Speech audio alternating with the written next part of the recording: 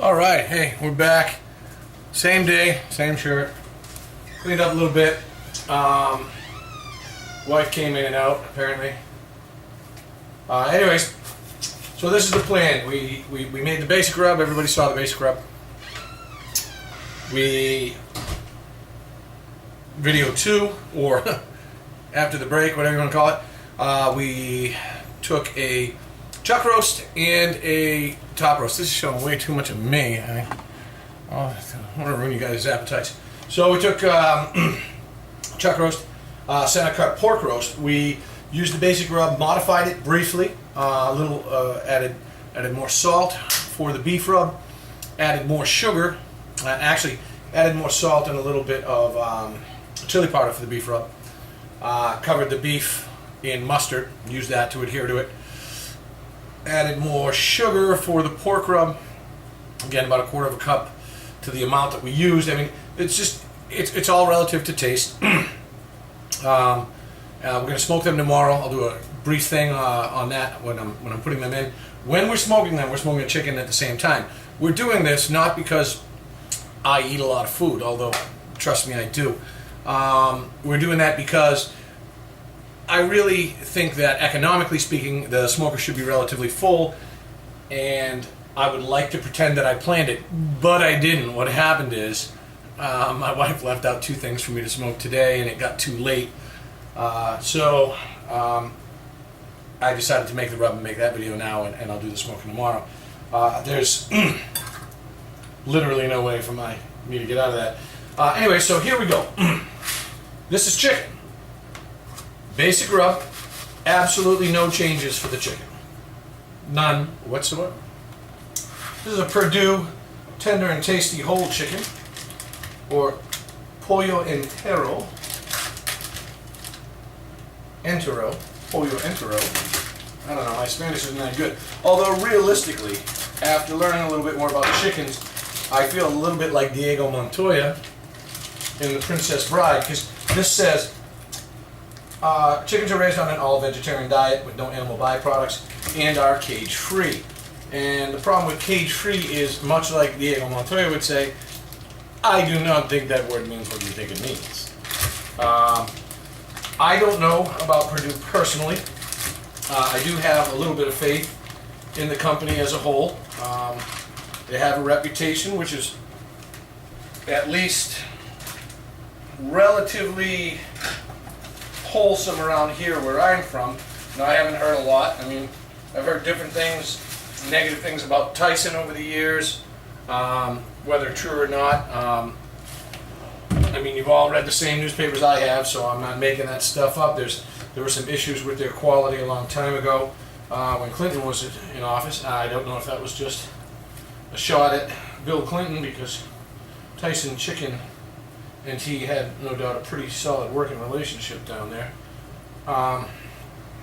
But cage-free in some, I mean, by law only means that they have to leave a door open. It doesn't mean that they have to go out. It means that there has to be a door open for a certain period of the day, is what I'm hearing. Now, again, if you're getting your news from me, bad choice, but okay, I'm just wiping this chicken out. There are no innards. I don't see any gizzard, anything in here, which is fine. I'm wiping it out, throwing this rag away, and I'm going to have to spray that down with alcohol later. Do not worry, I will. Okay, so prior to roasting this, it would be a real good idea to shove some apples up inside it, some apples, some garlic, etc. But right now, I just want to get it covered in the rub, get it in a bag, get it downstairs so I can get out to the pool. Alright? Pretty basic here. Now what I'm going to do, quickly wash my hands while I'm over here. I like to try to wash my hands in between touching things so that I can convince myself that I'm doing something useful. Trust me, I'm really not. Alright, hands clean, dish soap, blah blah blah. Now, this is what I'm going to do with this. So I have the beef base here and a chicken base, which I planned very carefully and made sure I bought correctly so that they were the not unpowdered kind. They were actually the paste kind. And if you saw the previous video where I was making the rub, you know that's a bald-faced lie. I actually thought that these were spices that I could add to the rub in order to change the flavor for beef and chicken. I was wrong. Well, when in doubt, bullshit your way out. As, I don't know, maybe Diego Montoya said that too. So this is what I'm going to do. Instead of the mustard, I'm going to take this and I'm just going to rub this on this chicken a little bit. Get a little chicken base going on here. It's going to add a little salt. I don't know how well it's going to stay. Again, I'm making this up as I go. And trust me, so should you. Always, always, always.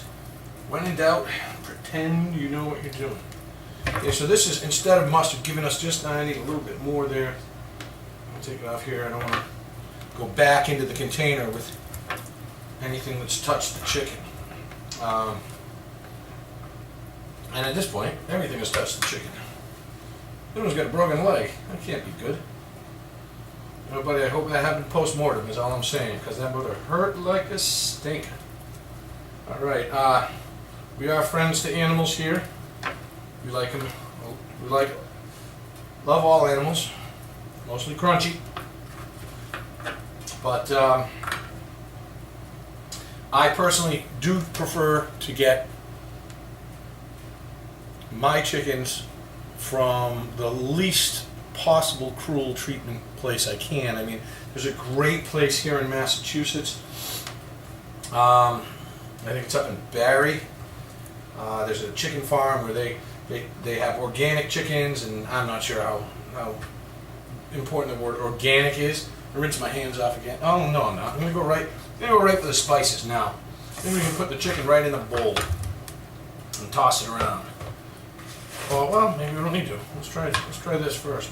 So there's a place in Barry. Right off the top of my head, I can't think of it. I will bring it up in another place if you're in Massachusetts, where they have they really care about their chickens. You know, they give them the opportunity to get out there and jog around, do calisthenics. I think they do massages in the morning, that kind of stuff.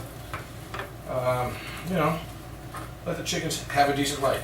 I don't mind eating anything on the planet that is edible. I mean, I'm at the top of the food chain, at least I think I am. Again, you might not catch me saying that if I was running through Africa in the middle of the grasslands being chased by a lion, a tiger, a bear. Oh my. Alright. So, but I don't believe in torturing it before I eat it. You know what I'm saying? If I can find a way to make it as healthy and or as good as possible, I look for cage-free eggs. I look for cage-free chickens. Again, I don't know that I'm necessarily getting what I think I'm getting, because I believe the FDA leaves an awful lot of wiggle room in those particular statements that I don't agree with. I personally think that's awful. I'm more of a Ted Nugent kind of guy in that I really, really love the song Stranglehold, and I prefer, I would prefer hunting and killing meat and eating it that literally you knew lived the free life that it should live. There's no reason to torture our food. And although there's a lot of people that disagree with Ted Nugent's political views or his views towards animals, those people aren't hunters.